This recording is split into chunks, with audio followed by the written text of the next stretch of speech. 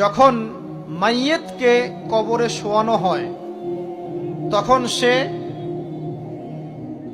তাকে দাফন করে যাওয়া ব্যক্তিদের হাঁটার খসখস আওয়াজ শুনতে পায়।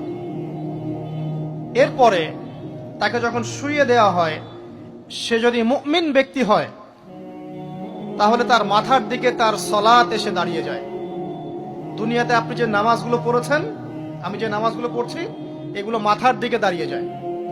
ডান দিকে চলে আসে তার সওম মানে কি রোজা, বাম দিকে চলে আসে যাকাত, তারপরে পায়ের দিকে চলে আসবে তার আত্মীয়তার সম্পর্ক রক্ষার ইবাদত, তার এই যে অন্যান্য দান সদকা, তার নফল আমল, তার তাসবিহ তাহলিল, তার কোরআন তেলাওয়াত ইত্যাদি পায়ের দিকে চলে আসবে। এখানে একটা হাদিস এসেছে, সূরাতুল মুলক যে ব্যক্তি রাতের বেলা তেলাওয়াত করবে, কোন সূরা ভাই? তাবারাকাল্লাযী বিয়াদিহিল মুলক ওয়া হুয়া আলা কুল্লি শাইইন কাদির। এই সূরা যে ব্যক্তি রাতের বেলা করে তেলাওয়াত করবে, ইনশাআল্লাহ সূরা মুলক কবরে তার সাথে থাকবে এবং কবর আযাব থেকে সূরা মুলক তাকে বাঁচাবে ইনশাআল্লাহ। আমি বুঝাচ্ছি যে কি অবস্থাটা হবে। এবার দুজন ফেরেশতা মাথার দিক থেকে আসবেন, আসতে চাইবেন, সালাত বলবে এখান দিয়ে আসা যাবে না, এদিক দিয়ে আসা যাবে না। ডান দিক দিয়ে আসতে চাইবেন, এদিক দিয়ে আসা যাবে না। বাম দিক দিয়ে আসতে চাইবেন, যাকাত বলবে এদিক দিয়ে আসা যাবে না। পায়ের দিক দিয়ে আসতে চাইবেন, আমলগুলো বলবে এদিক দিয়ে আসা যাবে না। তখন যাই হোক, তারা আসবেন। এটা কথা কি? এটা কথাটা হচ্ছে যে সলাতের গুরুত্ব, মানে সে সলাত আদায় করেছে, সে আমার হক আদায় করেছে, আমি তার পক্ষে আছি, এটা পক্ষে বোঝাচ্ছে। রোজা বলবে আমি ওর পক্ষে আছি, তাকে আপনি কোনো শাস্তি দিবেন না, আমি তার পক্ষে আছি। আপনারা দুজন তাকে শাস্তি দিবেন না, আমি যাকাত তার পক্ষে আছি, এটা পক্ষে থাকার কথা। তারপরেও তারা আসবেন, চোখগুলো হবে নীল এবং কালো বর্ণ, নীলাপ চোখের কালো। মুনকার নাকি উঠে বসিয়ে দেওয়া হবে। এবার তিনটা প্রশ্ন। প্রথমে প্রশ্ন হচ্ছে কি, মান রব্বুক, তোমার রবকে? তখন মুমিন বান্দা বুক ফুলিয়ে বলবে রব্বি আল্লাহ, আমার রবকে আল্লাহ। পৃথিবীতে যে ব্যক্তি আল্লাহর সাথে শিরিক করে নাই, আল্লাহ তাওহীদের উপর থেকেছে এবং তার উপরে মৃত্যুবরণ করেছে, ইনশাআল্লাহ সে ব্যক্তি এর উত্তর নির্দ্বিধায় দিতে পারবে ইনশাআল্লাহ। আর দুনিয়াতে যে বা যারাই আল্লাহর সাথে শিরিক করবে, আল্লাহর সাথে শিরকের পাবে লিপ্ত হবে, ওই অবস্থায় মারা যাবে, তাওহীদের উপর থাকবে না, কোশ্চিন কালেও মান রব্বুক উত্তর দিতে পারবে না। তারপরে প্রশ্ন হয়ে যাবে মা দীনুক, তোমার দিন কি ছিল? মুমিন বান্দা উত্তর দিবে কি, দিন ইয়ান ইসলাম, আমার দিন ছিল ইসলাম। এখানে শুনে রাখেন, পৃথিবীতে যারা ইসলামকে পরিপূর্ণরূপে পালন করবে তারাই এই উত্তর দিতে পারবে ইনশাআল্লাহ।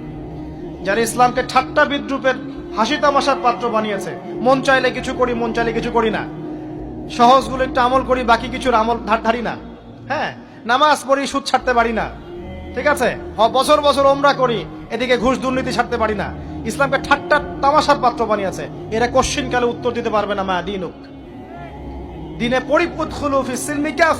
পরিপূর্ণরূপে ইসলামে প্রবেশ করতে বলেছেন আল্লাহ রাব্বুল আলামিন। যারা পরিপূর্ণরূপে ইসলামে প্রবেশ করবে এবং ইসলামের প্রতিটা মৌলিক বিধান মেনে চলবে, ইনশাআল্লাহ তারা এর উত্তর দিতে পারবে। এরপরে আসবে তৃতীয় প্রশ্ন, নবী সাল্লাল্লাহু আলাইহি ওয়াসাল্লামকে দেখানো হবে। যখন দেখানো হবে তখন সূর্য যখন ডুবে যায়, যে দৃশ্যটা আমরা দেখতে পারি না, ওই দৃশ্যটা ভেসে উঠবে এবং মুমিন বান্দা অস্থির হয়ে যাবে, বলবে আমাকে ছেড়ে দাও, আমি নামাজ পড়বো। সুবহানাল্লাহ। কারণ তার কাছে মনে হবে যে আসরের ওয়াক্ত হয়ে গেছে, আসরের ওয়াক্ত হয়ে গেছে, আসরের ওয়াক্ত চলে যাচ্ছে, আমাকে নামাজ পড়তে হবে। চিন্তা করেছেন? ওই যে একটা হাদিস আছে না, যে 7 শ্রেণীর মানুষকে আল্লাহ রাব্বুল আলামিন আরশের ছায়া দিবেন, তার মধ্যে এক শ্রেণীর মানুষকে যার অন্তর মসজিদের সাথে ঝুলে থাকে, তার মন মসজিদের সাথে ঝুলে ছিল, এই সূর্য ডুবে গেল বলে আমাকে ছেড়ে দাও, আমি নামাজ পড়তে যাব। তখন ফেরেশতারা বলবেন তোমাকে নামাজ পড়তে দেয়া হবে, তবে তার আগে তুমি এর উত্তর দাও। কি উত্তর? এই ব্যক্তির দিকে তাকাও। তখন নবী সাল্লাল্লাহু আলাইহি ওয়াসাল্লামকে দেখানো হবে, সাল্লাল্লাহু আলাইহি ওয়াসাল্লাম দরুদ পড়বেন, বলা হবে যে এই ব্যক্তির সম্পর্কে তোমার কি ধারণা? মান হাযা রাজুলু বুইসা ফীকুম, এই ব্যক্তি কে, যাকে তোমাদের কাছে পাঠানো হয়েছিল? মুমিন ব্যক্তি নির্দ্বিধায় বলে দিবে যে তিনি হচ্ছেন আমার নবী মুহাম্মদুর রাসূলুল্লাহ সাল্লাল্লাহু আলাইহি ওয়াসাল্লাম। দেখুন, পৃথিবীতে যে বা যারাই নবী সাল্লাল্লাহু আলাইহি ওয়াসাল্লামের সুন্নতের উপর আমল করবে, ইনশাআল্লাহ সে তার উত্তর দিতে পারবে। দুনিয়াতে যারা নবীর সুন্নতের 5 পয়সা পরোয়া করছে না, তার আদর্শের 5 পয়সা দাম দিচ্ছে না, তারা কোশ্চিনকালে উত্তর দিতে পারবে না। নাম হতে পারে আব্দুর রহমান, আব্দুর রহিম, নবীর সুন্নতের ধার ধারে না, তারা উত্তর দিতে পারবে না। নবীর সুন্নতের গুরুত্ব কত গভীর, এটা আমাদেরকে এখান থেকে বুঝতে হবে। তাই প্রিয় যুবক ভাইরা, মুসলিম ভাইরা, আমাদের জীবনটাকে নবীর আদর্শ এবং সুন্নতে ঢেলে সাজাতে হবে। সকাল থেকে সন্ধ্যা পর্যন্ত প্রতিটা কাজ করব কার তরিকায়? রাসূলের তরিকায়। নামাজ পড়বো তার তরিকায়, রোজা, সিয়াম, হজ, জাকাত, আমল, মুআমালাত, আখলাক সব কার তরিকায়? নবী সাল্লাল্লাহু আলাইহি ওয়াসাল্লামের তরিকা অনুযায়ী ইনশাআল্লাহ। আল্লাহ পাক তৌফিক এনায়েত করুন, আমিন। এবার ফেরেশতা দুজন জিজ্ঞাসা করবেন অবাক হয়ে যে তুমি কিভাবে এটা জানলে, তুমি কিভাবে এই 3টা প্রশ্নের উত্তর দিতে পারলে? কারণ বেশিরভাগ মানুষ তো উত্তর দিতে পারবে না, বেশিরভাগ মানুষই এই উত্তর দিতে পারবে না।